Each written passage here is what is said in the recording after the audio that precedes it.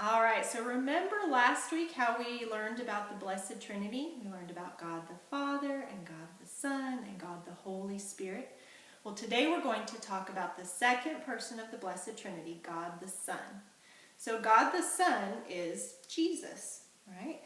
And we believe that Jesus, the second person of the Trinity, is God and he became a man. So he was both God and man. And he became a man to show us who we are, that we're images of God, and how we are supposed to act, how we're supposed to love like he loved. And Jesus also died on the cross, which made it possible for us to go to heaven with him someday. So that's how we remember Jesus, the second person of the Blessed Trinity. And we can learn more about Jesus in a lot of different ways. We can learn about him from our parents, or from teachers, or from the priest, or from the church. Lots of different ways. But one other place that we can learn about Jesus is in the Bible. So the Bible is a book that tells us about God and about his love for us. So there's lots of different Bibles. Your parents might have a big Bible like this one that has a lot of words in it. No pictures, just lots of words. Or you might have seen like little Bibles like this one. This one has lots of pictures. It's mostly pictures and not words. It's got bright, pretty pictures for kids.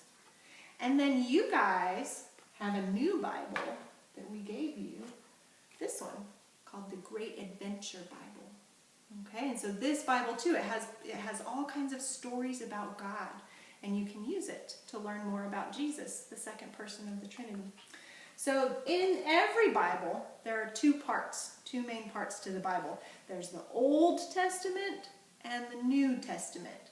So the Old Testament tells us about God and creation and God's love for his people. It has a lot of neat stories in it, like you might have heard about Noah's Ark or David and Goliath or Moses. There's a lot of neat stories in the Old Testament.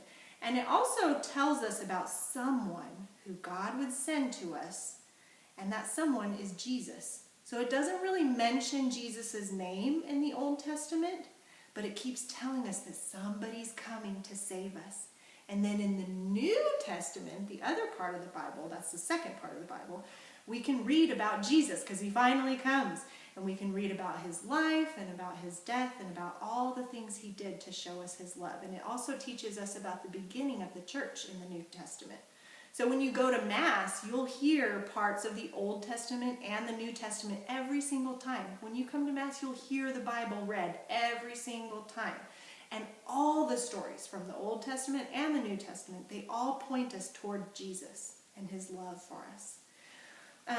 So there's lots of different stories in the Bible about Jesus, but one that shows us that he is God the Son is called the Transfiguration. That's a big word, huh? But if you guys will listen to this other video that we are going to post, it tells you, we're going to read you the whole story. But it's a little bit about it, is that it's about a time when Jesus was up on a high mountain with some of his friends, and he became dazzling white, like so bright. And then there was God the Father. He spoke from the cloud saying, "This is my Son, my chosen one. Listen to him." So we hear God saying, this is God the Son. And the Holy Spirit was there too, because the cloud was a symbol of the Holy Spirit. So we had the whole Blessed Trinity there at the Transfiguration. We had God the Father speaking, and we had God the Son in his dazzling white clothes, and we had God the Holy Spirit in the cloud, the Trinity. The Trinity was there showing their glory to people on earth. So this week, maybe think about Jesus being God the Son, and maybe you can even look through a Bible with your family, and you can learn more about Jesus and learn more about how he is the second person of the Blessed Trinity, God the Son.